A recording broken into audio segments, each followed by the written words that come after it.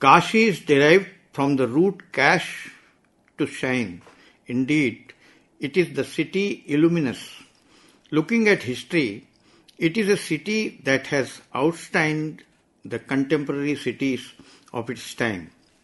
Amongst the earliest urban centers, the Saptapuris of ancient India, Varanasi, the capital of Kashi Janpada, is the only one that has survived through the centuries.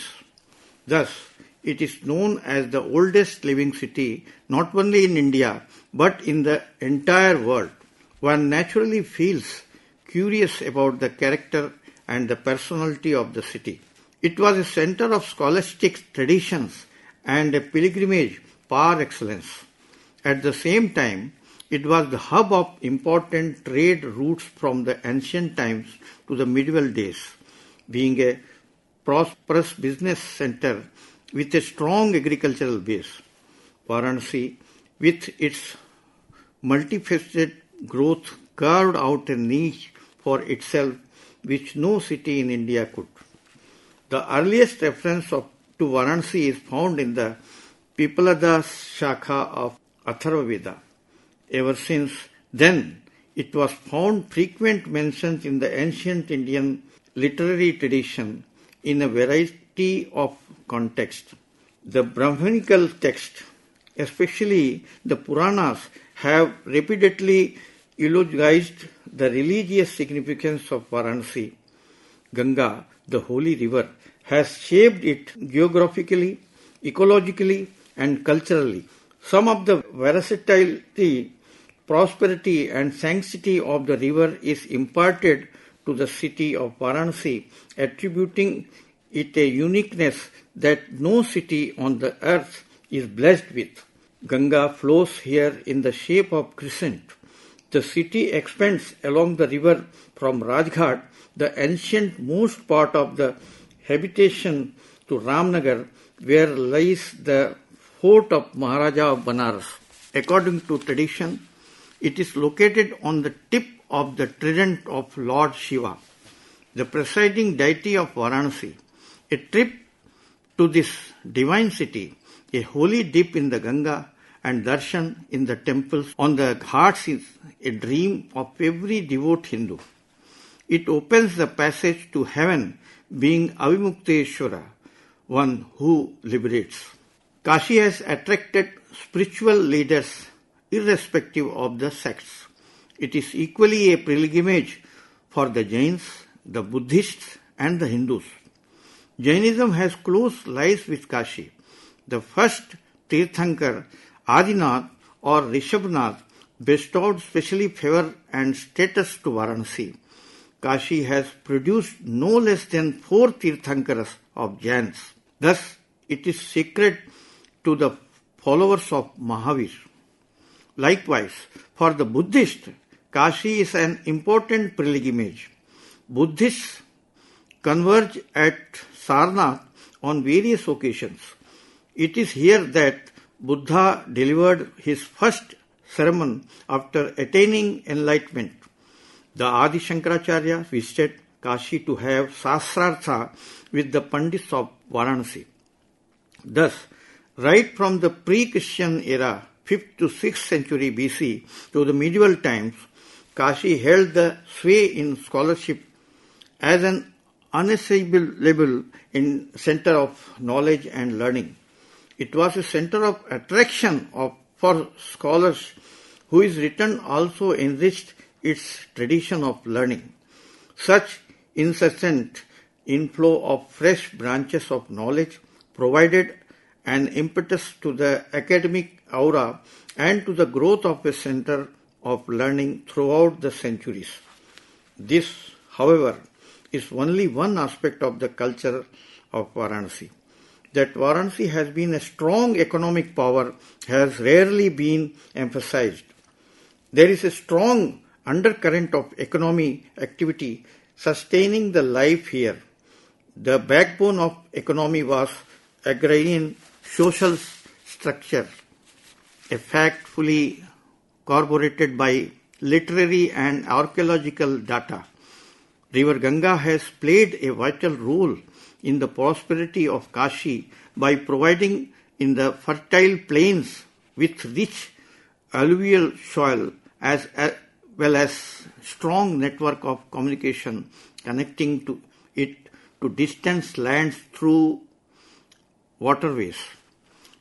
Till the railways took over, Varanasi was a big center of trade and commerce, having links with Bengal and beyond through Ganga to sea on the eastern side and with other parts of the country, a stream through tributaries of the river. The multidimensional growth of Kashi is all outcomes of varied facets of life of Varanasi. It has a religio-spiritual temper drawing scholars from all corners of the country.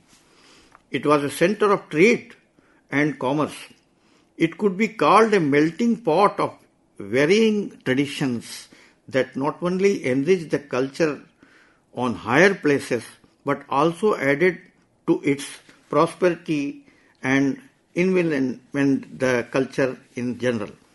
As we can see in the historical background of Kashi, it has drawn immigrants from distant parts arriving here with different goals, but many at times making Varanasi their home.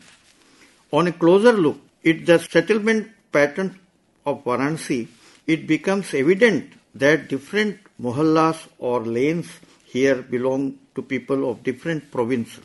The ancestors of these people came here in pursuit of knowledge, or traders or craftsmen, but they have made Kashi their home ever since.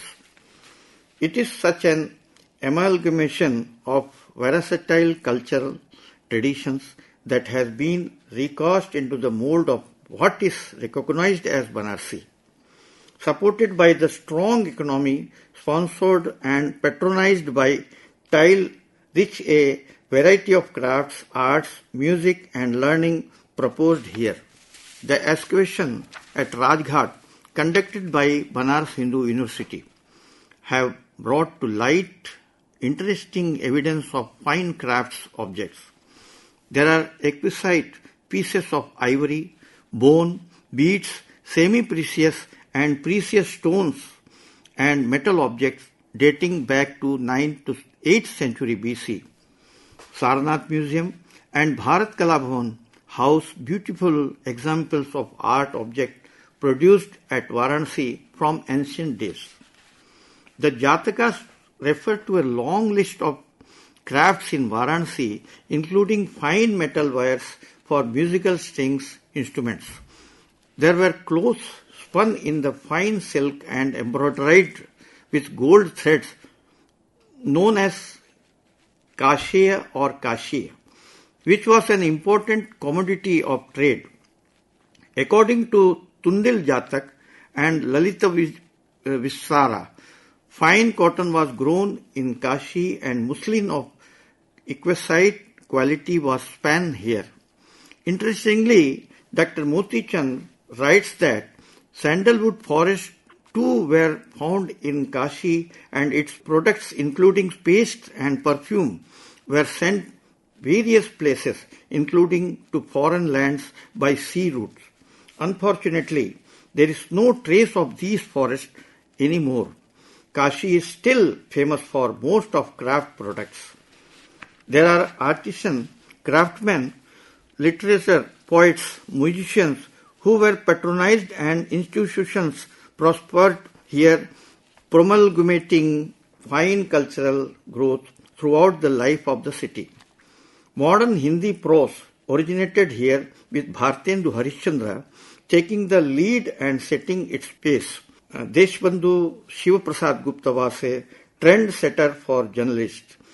There were luminaries like Jaishankar Prasad, Munshi Premchand, Ramchandra Shukla and Hazari Prasad Dwivedi who graced the city of Varanasi, making it their workplace. There were connoisseurs of art like Rayakrit Das. His legacy, Bharat Kala Bhavan, is one of the finest museums of its kind in the country. In music, Banaras Gharana has an exclusive style of its own. There could be an endless list of such contributions that Varanasi has made in various fields. The aura of the city is such, it is beyond words and needs to be experienced that related. Subhaye Banaras, on the bank of Ganga, the morning in the city have inspired poetic and spiritual outbursts from time immemorial. The darkness gives way to the reddish hue, painting the canvas of cold grey sheet of water into warm gold. The charm of the scene beckons the onlooker, enticing him to return on the tapestry of shimmering waters of the venerable Ganga with rays of rising sun dipping their fingers into it. The charm of this scene beckons on the onlooker, enticing him to return to it again and again. Even the hidden, the modern man, a Muslim, a Hindu, or a Christian from any corner of the globe, gets a feeling of spiritual elation. There is a sense of liberation from the tensions of routine day-to-day life. One plunges into the spiritual atmosphere inspired by the serenity of the ghats of Varanasi, the city illuminous.